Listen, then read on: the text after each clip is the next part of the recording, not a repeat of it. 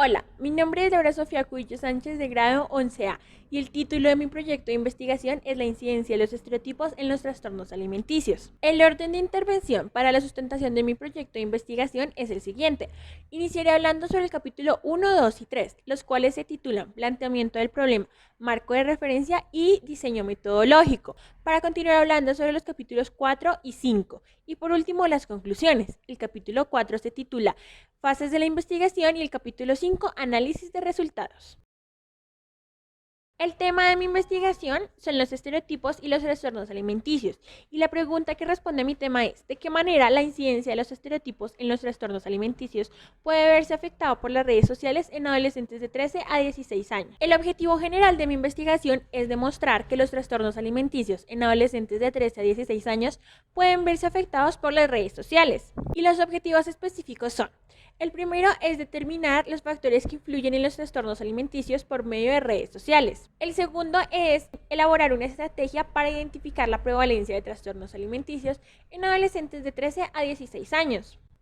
Y el último es generar una campaña de reflexión por medio de la plataforma de Instagram para que de esta manera se disminuya el riesgo de desarrollar un trastorno alimenticio en adolescentes de 13 a 16 años. Mi interés por el tema nace a partir de querer hablar de los trastornos alimenticios no como un tabú, sino como una problemática del siglo XXI, pues según Soledad Cruz y Carmen Maganto, las cuales son psicólogas de la Universidad de País Vasco y quienes publicaron un estudio en el año 2002, llegaron a la conclusión de que en los últimos años ha incrementado la población adolescente que padece de un trastorno alimenticio. Para empezar a hablar del capítulo 2 de mi investigación tenemos los antecedentes, los cuales fueron encontrados en repositorios de universidades como la Pontificia Universidad Javeriana, la Universidad Distrital Francisco José de Caldas, la Universidad de La Salle y la Universidad de los Andes. En pantalla estará apareciendo el cuadro de los antecedentes y si lo desean en el documento pueden ampliar la información. De acuerdo a esto, me permito mencionar los constructos de mi investigación, los cuales son conocimientos que nacen a partir de conceptos para un mejor entendimiento de la tesis. En primer lugar, tenemos 4 constructos, los cuales son trastorno mental, redes sociales, estereotipo y adolescentes de 13 a 16 años. En ese mismo orden tenemos los subconstructos de los constructos, los cuales son trastorno alimenticio e Instagram. En ese sentido, encontramos los subconstructos de los subconstructos de los constructos, los cuales son bulimia y anorexia.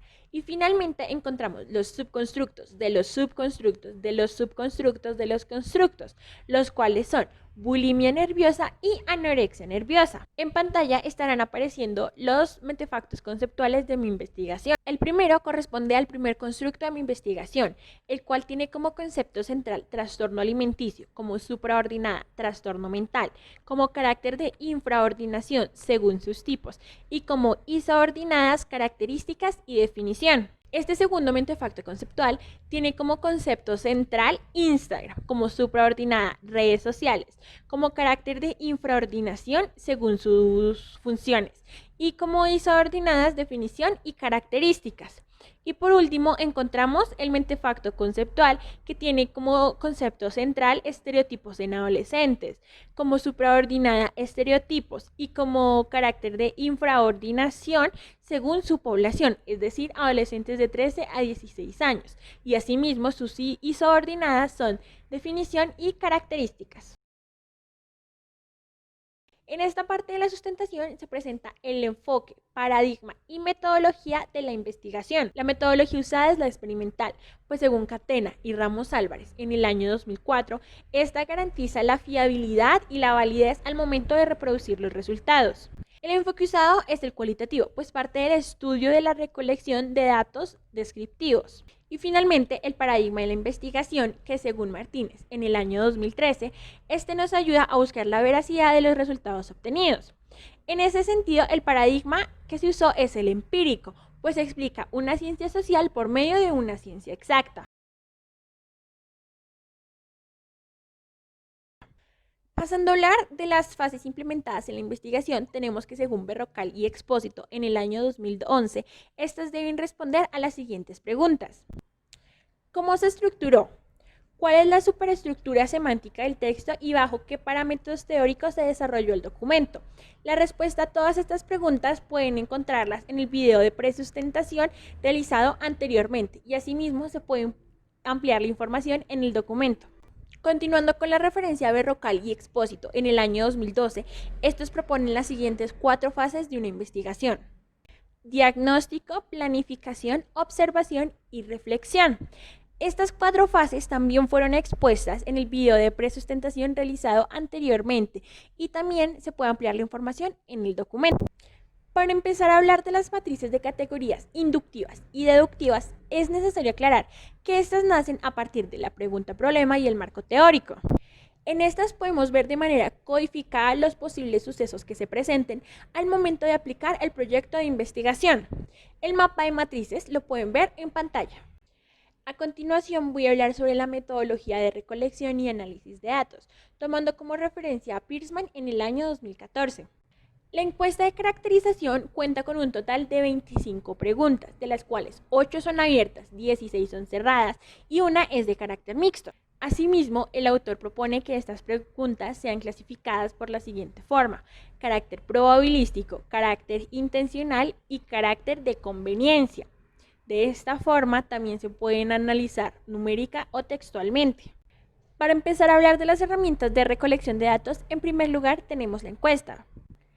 Esta, según Alvira, en el año 2011, es un método de las ciencias sociales para determinar resultados estadísticos. En segundo lugar, tenemos las tertulias dialógicas, que a la luz de Foncillas y La Orden en el año 2014, y estos tomando como referencia a Pulido y Serpa en el año 2010, suponen un espacio en donde se socializa lo leído por medio de un diálogo interactivo.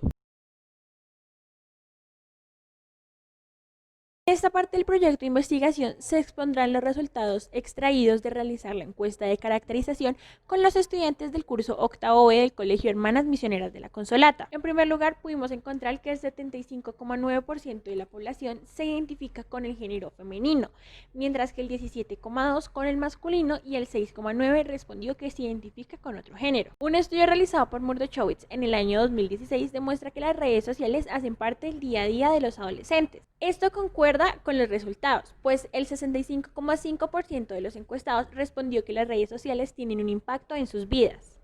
Asimismo, el 79,3% de los estudiantes respondió que sí sabe lo que es un trastorno alimenticio. Esto gracias a la globalización y el uso de la información encontrada en Internet. Por otro lado, el 41,4% de los individuos respondió que cambiarían algo de su cuerpo si tuvieran la oportunidad, un claro signo de dismorfia corporal. Continuando con la siguiente pregunta, el 41,4% de los encuestados respondió que no consideran que los influencers y youtubers compartan una idea de que se debe tener un cuerpo perfecto. Esto demuestra el buen uso que se le hace a las plataformas. En este punto, cabe recalcar la importancia que le dan los adolescentes a padecer un trastorno alimenticio, pues en la pregunta número 18, estos responden que harían todo lo posible para ayudar a una persona que padezca un trastorno de la conducta alimenticia. Estos estamentos dados por los estudiantes demuestran que efectivamente se tiene conciencia sobre lo grave que es desarrollar un trastorno alimenticio. Asimismo, los estudiantes responden que no es posible tratar uno de estos de una forma leve. Se demuestra que los estudiantes reconocen el problema, pues el 86,2% reconoció que efectivamente en las redes sociales están presentes los estereotipos, como lo argumentan Barón y Restrepo en el año 2015. De esta manera, el 71,4% de los estudiantes responde que efectivamente los estereotipos tienen influencia al momento de desarrollar un trastorno alimenticio, tal y como lo demuestra Muñoz en el año 2012 en un estudio realizado en la ciudad de Cali, en Colombia. En la última parte de la encuesta se les pregunta a los estudiantes si desde su posición como adolescentes pueden generar un cambio en la sociedad, a lo que el 51,7% respondió que tal vez.